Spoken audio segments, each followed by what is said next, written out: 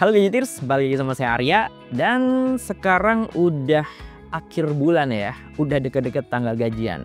Jadi di video kali ini saya akan ngebahas rekomendasi smartphone yang bisa Anda beli tiap kategori harga.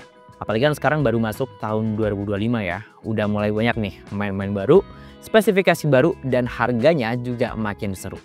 Oh ya, sebelum mulai video ini saya punya beberapa disclaimer ya tentang pilihan smartphone yang akan saya sebut di tiap kategori harga.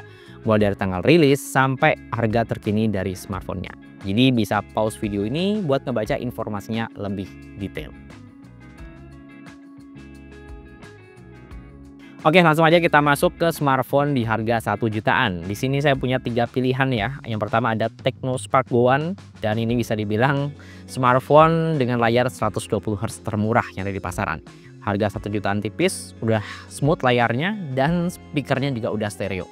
Nah, yang kedua ada Samsung Galaxy A06. Ini dari spesifikasi mungkin kelihatan B aja ya, tapi yang bikin saya ngelirik nih HP kok sistem keamanan itu tebal banget karena udah dilindungi sama Samsung Knox Vault ya yang ada di HP Flex 5 Samsung, dan update security patch-nya juga panjang sampai 4 tahun. Dan yang ketiga ada itel RS4 ya. Ini buat yang ngejar spek gaming ya. Harga sejutaan udah dapat Helio G99 dan memorinya juga lega di 128 GB. Nah, dari 3 pilihan tadi saya paling suka nih sama itel RS4 ya. Karena kalau kita mau ngejar spek yang kenceng di harga sejutaan nih, Helio G99 udah ngangkat banget. Plus dari segi storage juga udah lega ya di 128 GB, dan udah pakai UFS 2.2 juga yang mana bisa ngebaca data lebih cepat.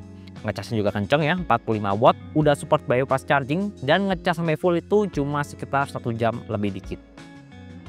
Di harga 2 jutaan ada 3 nominasi nih. Yang pertama ada Infinix Hot 50 5G ya. Untuk harga 2 jutaan sih chipsetnya cukup menarik karena pakai Dimensity 6300 yang biasa dipakai di smartphone yang harganya 3-4 jutaan.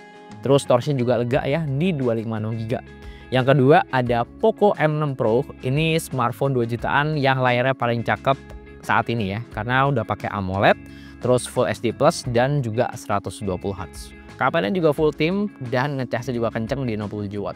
Yang ketiga ada iQOO Z9X. Ini kalau ngelihat chipsetnya juga menarik ya, Snapdragon 6 Gen 1. Yang kalau saya lihat sih mirip-mirip kayak Snapdragon 778G. Jadi ya buat main game kayaknya udah oke banget. Nah, dari 3 pilihan tadi saya paling suka sama Poco M6 Pro karena memang spesifikasinya paling all-rounder ya di harga 2 jutaan. Mau ngejar performa ya Helio G99 Ultra-nya masih ngangkat. Terus kamera ini juga udah full tim ya, karena nggak cuma kamera utama, di sini juga ada kamera 0,5 alias ultra wide. Jadi kalau buat konten yang lebih lega ini bisa banget. Dan yang ketiga tentu aja layarnya ya cukup mewah ya, udah AMOLED, Full HD Plus, dan juga 120Hz. Di harga 3 jutaan saya punya 3 pilihan nih. Yang pertama ada Poco S6 ya. Ini smartphone dengan RAM 12 GB termurah yang ada di pasaran saat ini. Dan emang cuma ada satu varian doang sih. Terus yang kedua ada Infinix GT20 Pro. Ini smartphone 3 jutaan yang si paling gaming banget ya. Karena chipsetnya monster, layarnya juga smooth banget, dan juga udah pakai RGB yang memang berasa kayak HP gaming beneran. Terus yang ketiga ada iQOO Z9 ya. Ini Snapdragon 7 Gen 3 yang termurah juga di pasaran saat ini. Ditambah kombinasi baterai jumbo plus chargingnya juga ngebut banget. Nah, dari 3 pilihan tadi saya paling suka sama iQOO Z9. Ya memang dari segi chipset iQOO ini agak kalah sama Infinix yang pakai Dimensity 8200.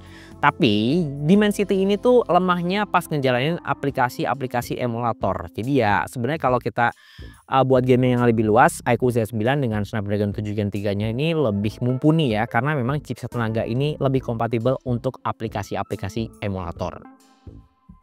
Di harga 4 jutaan saya punya 3 pilihan nih. Yang pertama ada Poco X6 Pro. Ini smartphone dengan storage 512 GB atau setengah tera yang termurah di pasaran saat ini.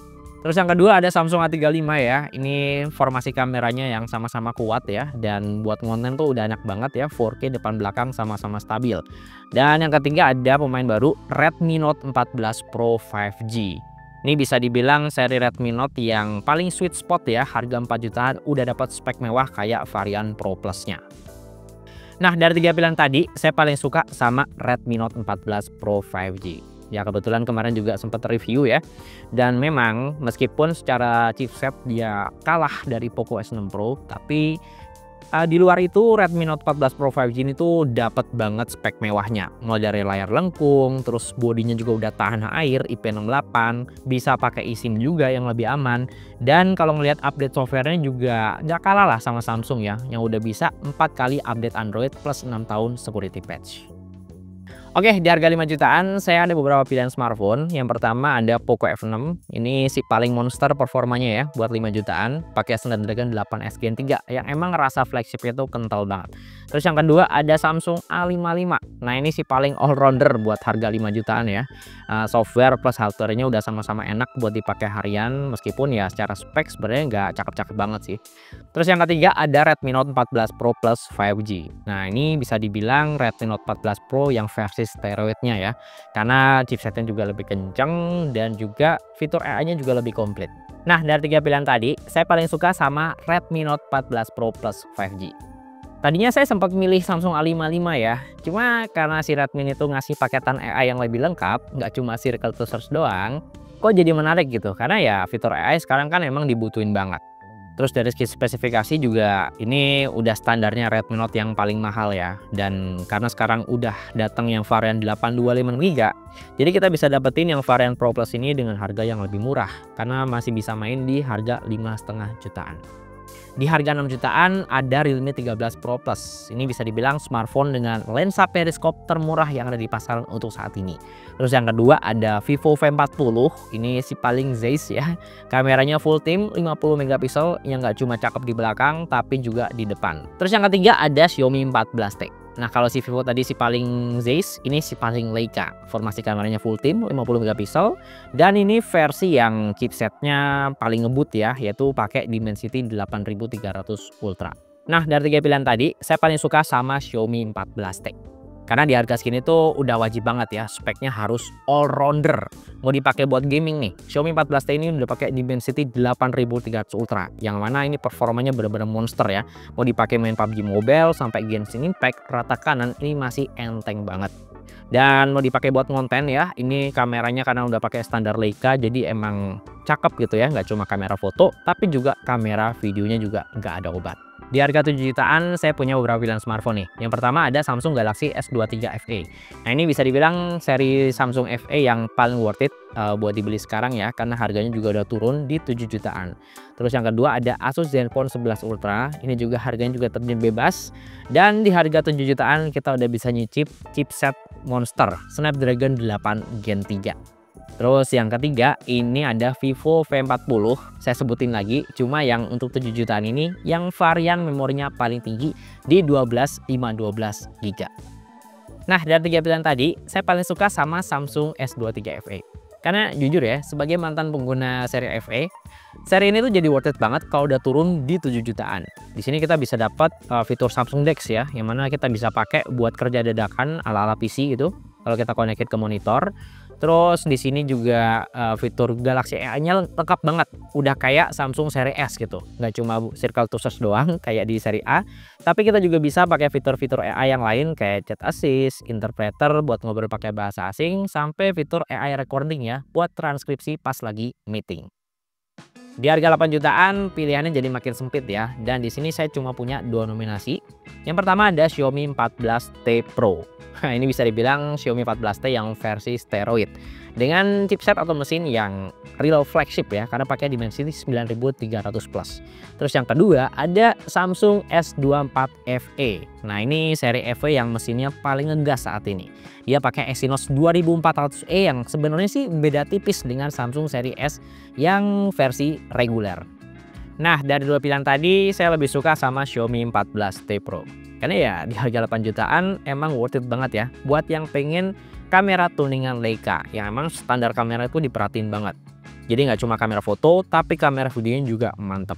Terus di harga segini juga kita dapat memori yang lebih lega di 12/256GB dan performa gamingnya juga monster banget ya.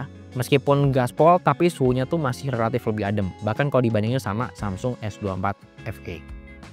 Di harga 9 jutaan pilihannya juga masih dikit ya. Dan di sini saya cuma punya 2 opsi aja. Yang pertama ada iPhone 13. Ini iPhone yang paling worth it buat dibeli di bawah 10 juta. Kita bisa dapat performa kenceng A15 Bionic, terus storage lega 128GB dan kamera videonya juga sosmed-able.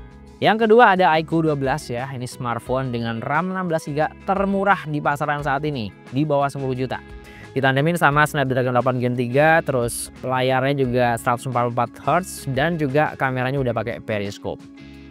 Nah, dari dua pilihan tadi saya lebih suka sama iQOO 12 karena ya jujur harga 9 jutaan itu levelnya harus semuanya enak sih. Iya, saya paham A15 Bionic di iPhone 13 tuh juga performanya kenceng buat gaming. Tapi layar 60Hz di iPhone ini tuh emang beban banget ya. Makanya di iQOO 12 ini tuh opsi gaming rata kanannya tuh kebuka semua. Jadi nggak ketahan di 60 fps doang, tapi juga bisa digaspol sampai 120 bahkan 144 fps. Jadi ya pengalaman gamingnya jauh lebih smooth. Dan yang terakhir untuk smartphone di harga 10 juta ke atas. Di sini saya punya 4 nominasi ya. Ini kayak semacam etalase flagship dari masing-masing brand sih. Yang pertama ada iQOO 13 ya. Ini smartphone dengan Snapdragon 8 Gen Elite pertama dan sekaligus termurah yang ada di pasaran saat ini. Kita bisa dapetin di harga 12 juta kembali 1000. Terus yang kedua ada Oppo Find X8 Pro ya. Ini yang cakep yaitu di dual periscope kameranya ya, yang mana masih terbaik lah untuk saat ini. Yang ketiga ada Vivo X200 Pro, ini juga masih hangat-hangat banget ya. Ini sih paling Zeiss yang emang formasi kameranya paling bagus untuk saat ini. Apalagi pas ngeliat kamera videonya ya, bisa rekam 4K 120 fps.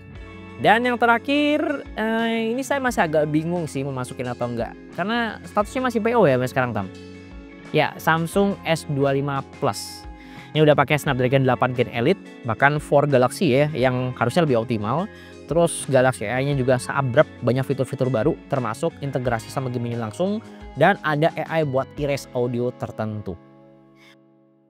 Dan dari 4 pilihan tadi, saya paling suka sama Vivo X200 Pro. Asli Pak, ini smartphone kameranya tuh full team cakep semua. Bahkan lensa tele 200 megapikselnya juga mantep ya buat ngebidik objek dari jarak jauh ya, mau itu kamera foto atau kamera videonya.